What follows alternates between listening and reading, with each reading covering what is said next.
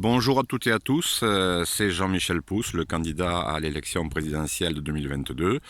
Nous sommes le lundi 17 janvier. Vous ne me verrez pas sur cette vidéo puisque j'avais envie de vous présenter, on va dire, la capitale sacrée de la France, de toute la France. C'est le petit village de Rennes-le-Château que vous voyez devant moi. Alors ce village de Rennes-le-Château s'est appelé au Moyen-Âge Rédé.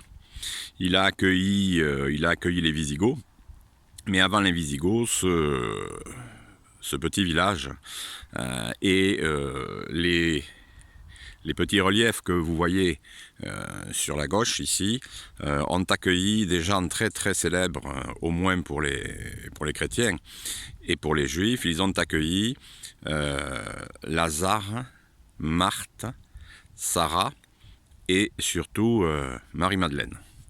En effet, aux alentours de 43-44, Myriam de Magdala, la princesse, a débarqué donc sur les côtes de ce qui s'appelle aujourd'hui le département des Pyrénées-Orientales, et de là, elle est remontée pour venir s'installer ici dans la Haute-Vallée. Alors, ce que vous voyez devant vous sur le promontoire, c'est le petit village de Rennes-Château. C'est sur ce village qu'elle a fait construire une ferme fortifiée. Et c'est là qu'elle a vécu, on va dire, de 44 jusqu'à sa mort. Voilà, elle y a vécu avec son demi-frère Lazare, Éléazar, et sa demi-sœur Tamar, Marthe.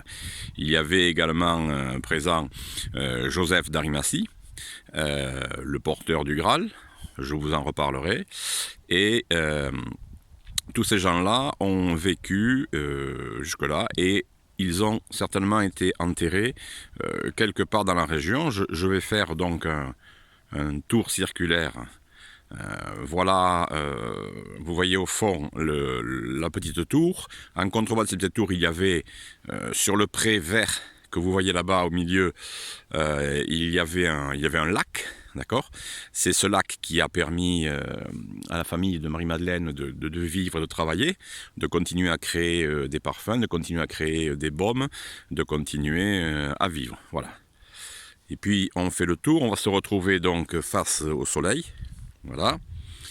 Et vous devinez au centre de la photo, là-bas, le Bugarage que l'on filmera demain matin de manière plus rapprochée. Et donc, voilà un petit peu la terre sacrée de France. Voilà aussi le pays pour lequel je suis entré en campagne présidentielle. Et là, je lance un appel à tous les élus des petites et moyennes communes et des toutes petites communes. J'ai vraiment besoin de vos parrainages parce que je suis vraiment un candidat de la ruralité. J'habite en ville, hein, je suis un urbain, d'accord. Je suis un salarié, je travaille dans une caisse d'allocation familiale dans le département du Val d'Oise, mais je suis avant tout un rural. Mes grands-parents paternels étaient artisans forgerons, et mes grands-parents maternels étaient viticulteurs. Donc, ce que je voulais vous dire, c'est que j'ai vraiment besoin de vos parrainages parce que je suis le seul candidat de tous mes concurrents qui suis croyant, qui suis nationaliste. Je vais travailler pour les Françaises, les Français, les personnes d'origine étrangère amies de la France, et je vous présente, on va dire, le seul endroit de France qui soit vraiment sacré, à savoir donc le village de Rennes-le-Château, le petit village de Rennes-le-Château, qui est un village qui mériterait un développement spirituel, un développement touristique, un développement économique, sans bien sûr gâcher, on va dire, ce qui fait l'attrait de ce petit village. Il ne s'agit pas d'y construire des hôtels, un héliport, des grands parkings, mais il s'agit un petit peu de restaurer le village, de remettre en culture un peu toutes ces terres, et d'offrir, on va dire, un parcours spirituel et historique tout autour de lui. Alors, ce qu'il vous faut savoir aussi, c'est que ce village est aussi important que la Mecque, Lourdes, le Vatican, et j'en passe. Voilà, c'est vraiment le village de la famille du Graal. Là, on est sorti de la politique, on est sorti de la campagne. C'est le village du Graal, c'est le village de la famille du Graal.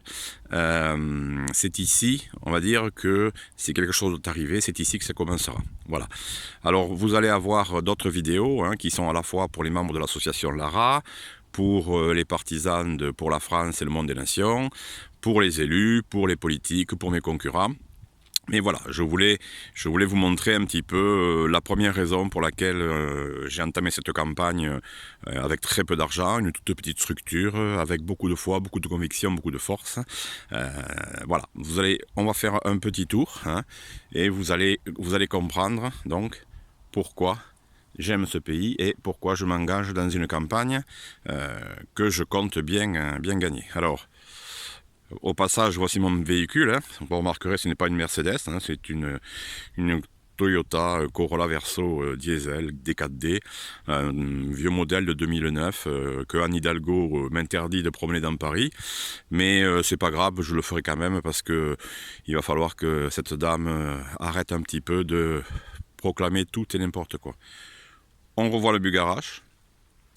Vous avez les reliefs du Bézu, le château des Templiers, le château qui a accueilli les Templiers à la fin de leur vie, aux alentours de 1307, la Roque-Sarazi, et puis vous avez tout au fond, vous devinez les Pyrénées, mais je vous ferai des vidéos depuis le promontoire de Rennes-le-Château.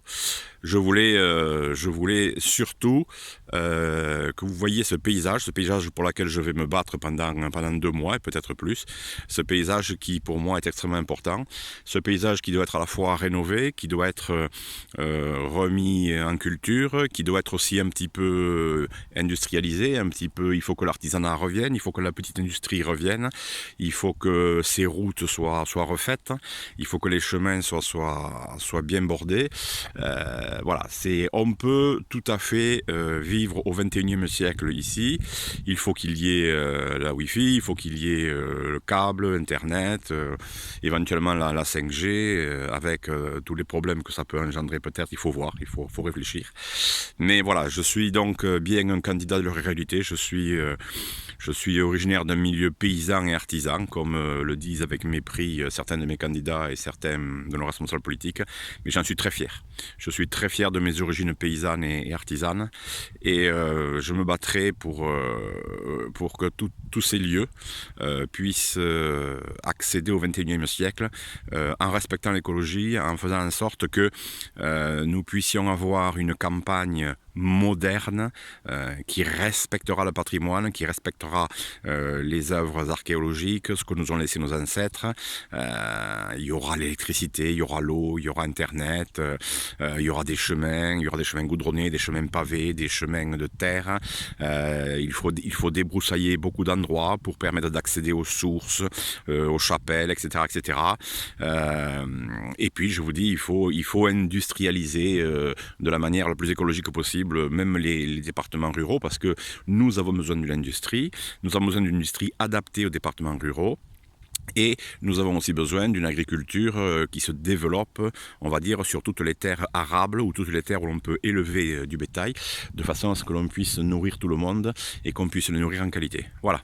Donc je vais m'avancer vers Rennes-le-Château et puis je vous enverrai ce soir en fin de journée, puisque nous sommes le lundi 17 janvier 2022, je vais vous envoyer, on va dire, tous ces films et toutes ces photos qui sont artisanales, mais c'est normal, ce sont mes origines.